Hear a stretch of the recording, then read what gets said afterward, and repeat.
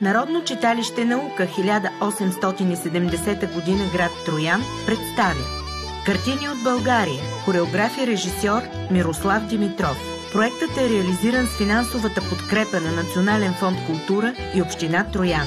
Картини от България е музикално-танцов спектакъл, който като в пъстра мозайка разкрива магията на различни фолклорни области – Родопска, Пиринска, Тракийска, Северняшка, Доброжанска, Шопска и Троянска.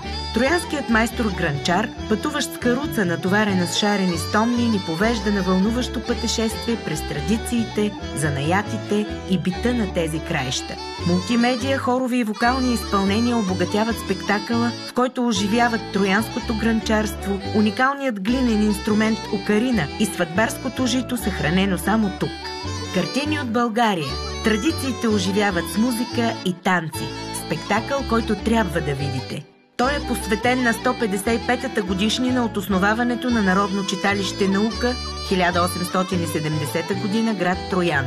Разпространението на Картини от България се осъществява с подкрепата на одобрен проект Подру-Модам на Национален фонд култура. Очакваме ви на 3 април в град Луковит от 18 часа в читалището, на 5 април в село Първомай, община Петрич, от 19 часа в читалището и на 12 април в град Угърчин от 18 часа в читалището.